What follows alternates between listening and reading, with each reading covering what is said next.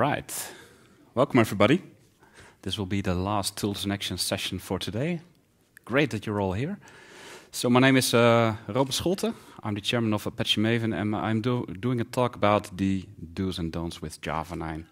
It's there for, I think, about 6 weeks, but there are some messages I want to share with you. Let's see.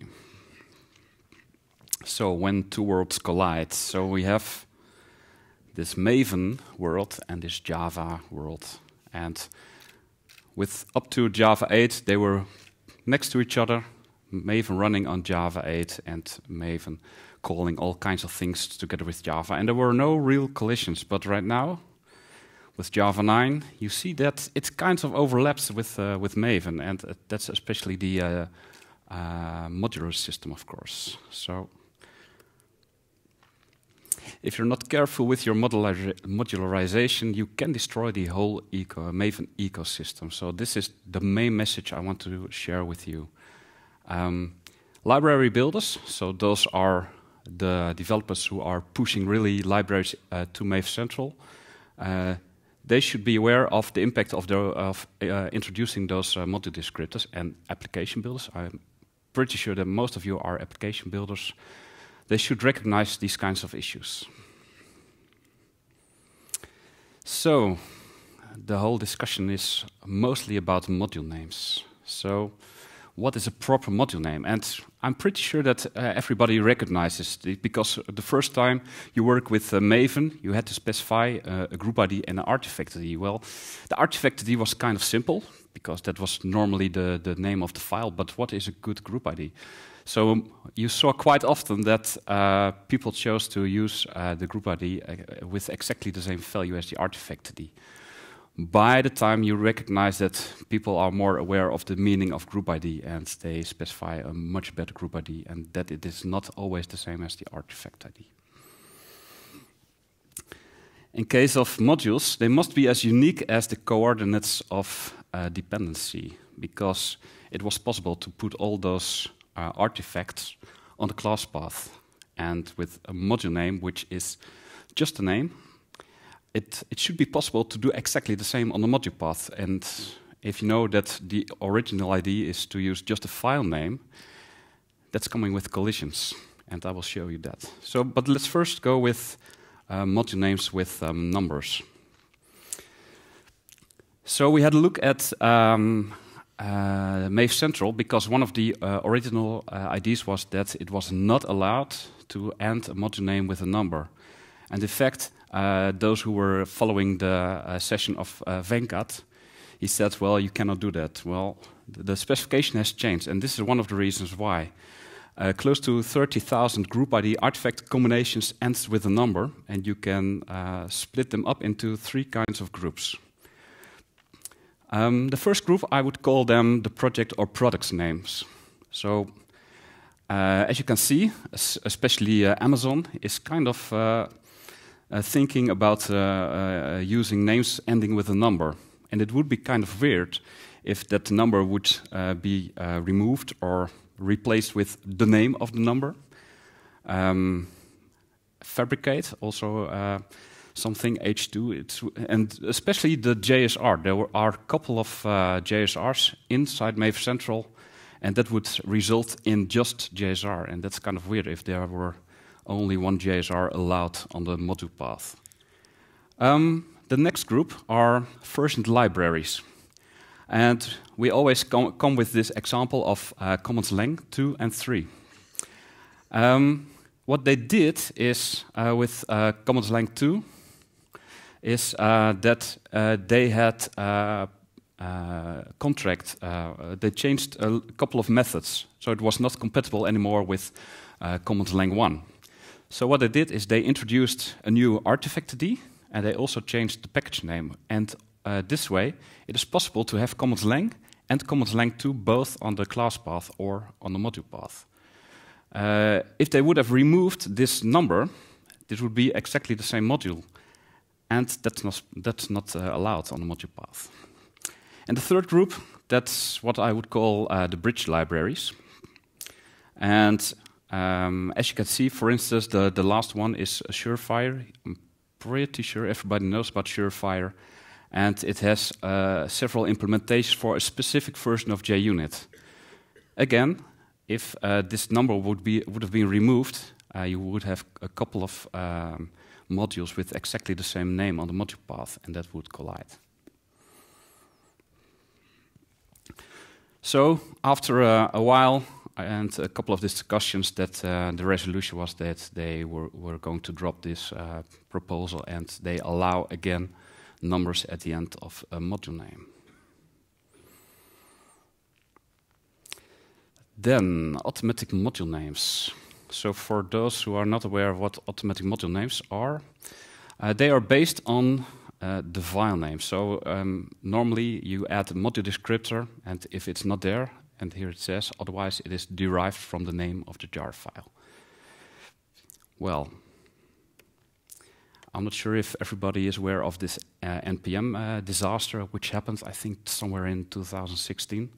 And they had the same kind of issue. There was NPM didn't have a namespace, and so there was this project. It was called Kick, and some other project, another company, wanted to use that same name, and there was a lot of discussions about it, and there was no solution because there was not such a concept as namespace to make this Kick library unique.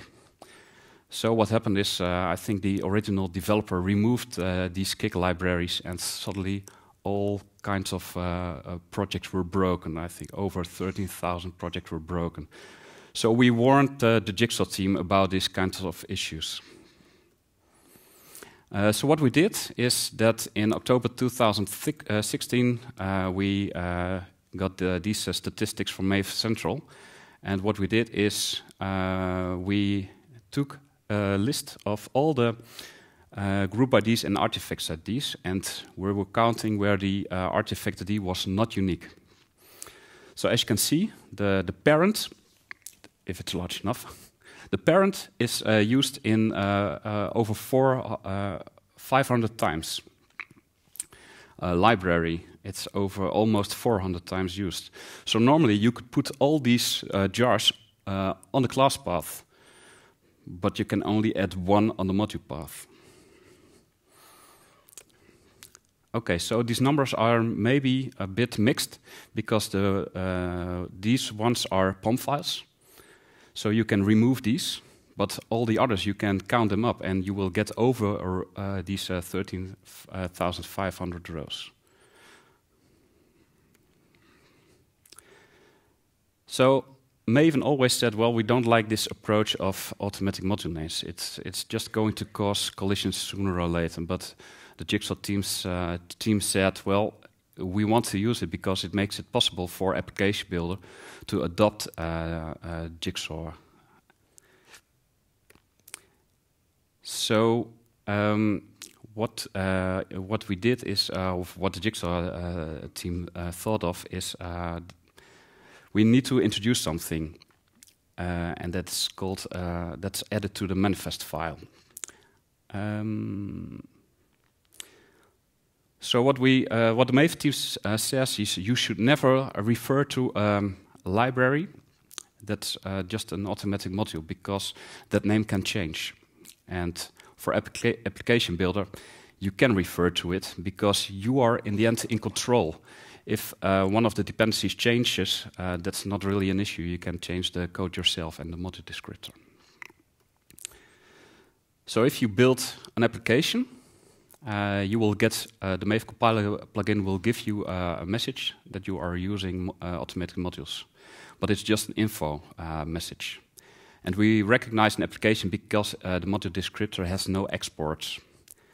In case of a library, it has exports, and the Maven compiler plugin will give you a warning, and it also will have this box around it to warn you about that it is referring to automatic modules. So if you are using Maven 3.5.0 or 3.5.2, just released, you will get color support, and you will directly see these kinds of warnings. So we have these automatic module names, and like I said, it was they're introduced for the ease of top-down migration. But what about the in the middle library builders? This is a specification as written in the JSR 376 for the modular system. And what they say is they had large applications in mind. Well, if you hear my story already right now, then you might think, well, maybe it's not that easy for large applications. And what I think is, when they wrote this, they had one large application in mind, and that is the JDK itself. And that's quite easy, because the JDK itself has no external dependencies or third-party dependencies, and they're all having exactly the same version. So it's not that complex as your normal applications. So this is the conference example you will always see, and I'm pretty sure that you will see this example tomorrow or the day after. And they will do this example with the MyApp and the MyLib and some Jackson libraries. Well, this is nice to explain the concept of top-down and bottom-up migration, but it's not really realistic. This is much more realistic, where you have this layer in between with a lot of transitive dependencies. So let's go through an example and see what can happen.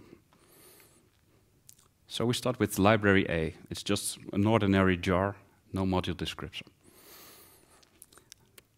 At a certain moment, we have this library B, and it's a new project, and it wants to use Java 9, so it's introducing this module descriptor.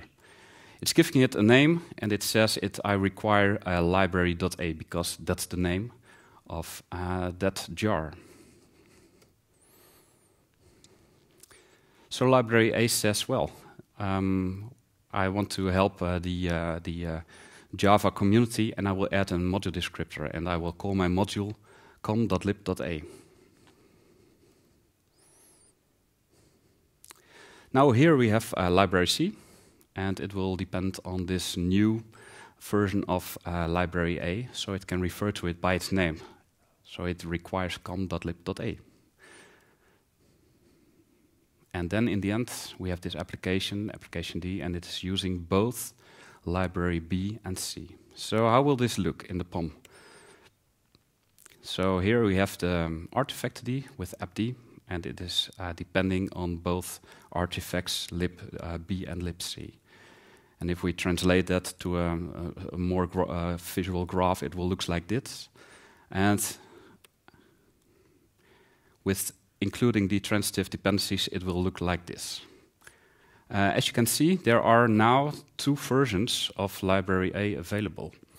So what will Maven do? It will pick the first and drop the last one.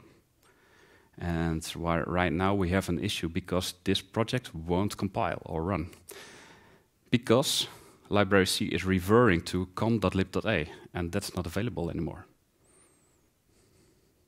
I hope everybody understands this issue, because this is really the key message I want to give you. If library builders are just adding a module descriptor, these kinds of issues will happen. So we can also switch these 2 dependencies. So now we add first library C, and after that library B. The graph also C on top, B at the bottom, and Maven will detect that there are 2 versions of library A. It will remove the last one and pick the first one. And again, this one won't compile, because library B is referring to library.a. And Maven said, well, you cannot use it anymore, because that module is called com.lib.a. Even though you could say that based on the file name, the module system could know that this could be some sort of alias. But again, the JPMS says that a module can only have exactly one name. There are no such things as aliases. So I hope you're all aware that in this case, library B is causing this kind of issues. So they came with this solution. You can add an automatic module name attribute to your manifest file. And what library B could have done is it could have said, this is my name, org.lib.b, so applications like application D can use it. But because library A is not yet a module, this is all I can do. And this will help the Java ecosystem to faster adopt this Java modular system, because libraries are getting names, even though they are not fully modularized because of the lack of the requirements. There is a point of no return, and that has to do that once a module gets a module name, a jar gets a module name, that's final. And from that moment on, you cannot go back anymore. So if you take a look at library C, it was referring to library A 2.0. Assume this library has bug, it cannot go back to version 1.0 because it has a completely different module name. So also be aware that once you are depending on a library, I shouldn't pick the first library with the introduction of this module name. So a couple of strong advices. If you want to use this automatic module name, be sure that your project is Java 9 ready, and that means no split packages and no root classes. I hope you're all aware what split packages means. It means that two jars cannot have the same package containing a class. And the next advice is that you can help the Java ecosystem to add this module name already in a manifest file. However, pick your module name with care, and one of the advices right now is to use the reverse DNS or this unique package inside your jar. And it makes sense, of course, because of this split package issue. It should be unique on the module path, so why not use it as the base of your module name? So mistakes will happen, and in fact we already had the first issue, and that was ASM 6.0 beta. And these are three jars, and the first one is the basic one with pump file with all its dependencies. The second one is a fat jar, and the third one is also a fat jar, but there the compile also contains the debug information.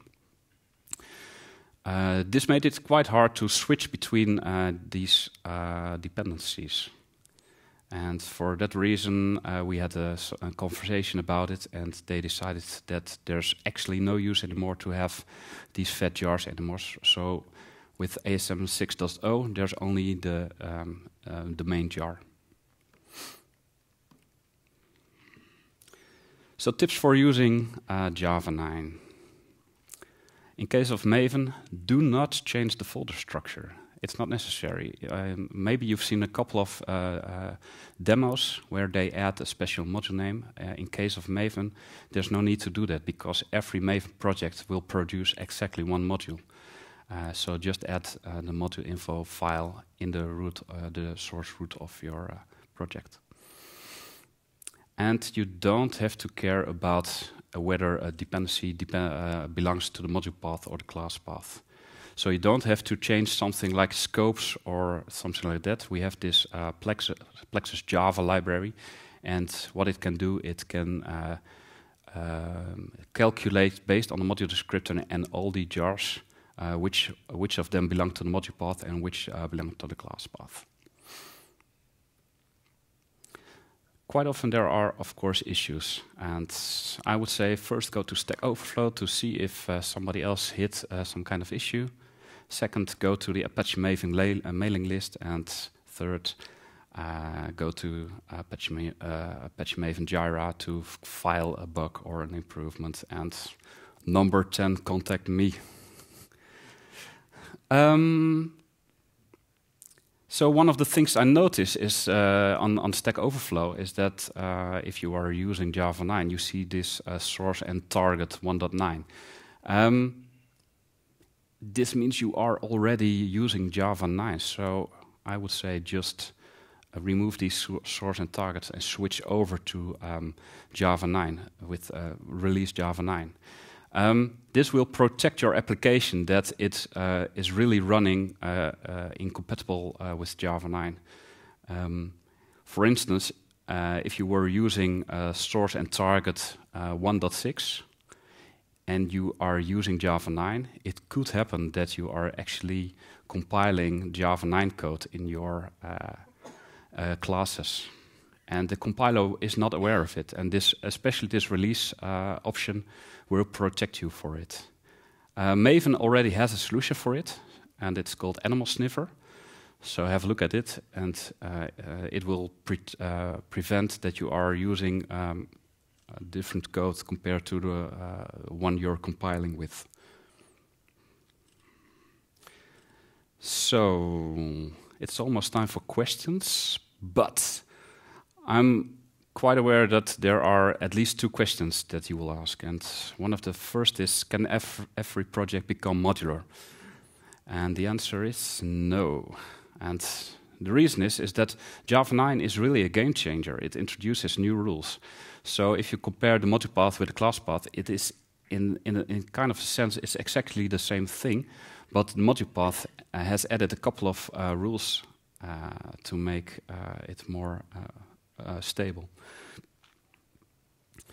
So all the projects based on Java 7 or 8 probably cannot follow these new rules. And actually that's fine, because the class path will stay there forever. So I would say if you have an old project, you can try to compile it on Java 9, but let's stay with Java 8. Don't add a module descriptor yet.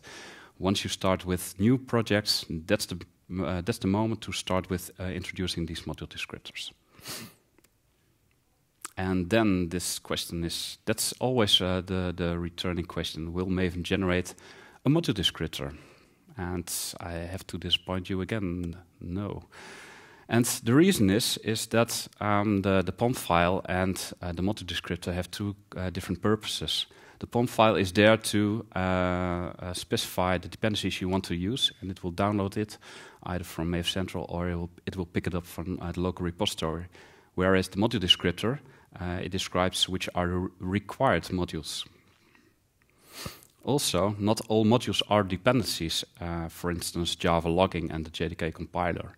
So there is no way to specify these in your POM file. And there are much more elements in the module descriptor. For instance, the module name, whether or not this module is open. You have to specify the packages you want to import and also specify the services if you want to. So these are all kinds of elements where and there's no space inside the POM file to specify it.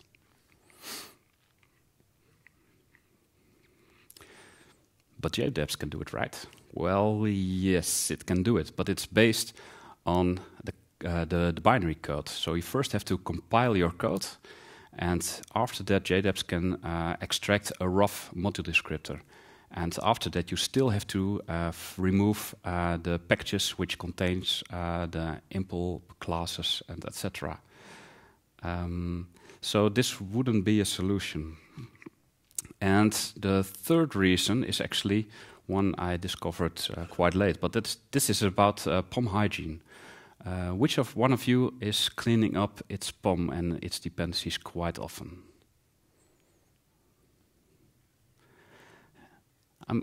It's quite impressive. I'm not. It's the first time I asked this question, there was only one hand, and that is actually the kind of numbers I was expecting. Okay, that was a small room, but anyway. So the whole issue is if you would generate these the module descriptor based on the POM file, you would get all those dependencies as well, even though you don't use them. And the whole issue is that dependencies can be excluded, but requires module you cannot. Once they are specified there, you cannot. They must be available on the module path. So with the dependency analyze goal, you can go through your POM file, and Maven will detect which are the dependencies which are both used and declared, and you have the dependencies which are used but not declared. So these are actually the transitive dependencies, and the best practice is to specify these as direct dependencies as well. And you have these unused but declared dependencies, and this is actually the ballast, and you don't want to add these kinds of dependencies to your module descriptor. So now we have about 5 minutes left, and I have time for other questions. So, who has a question?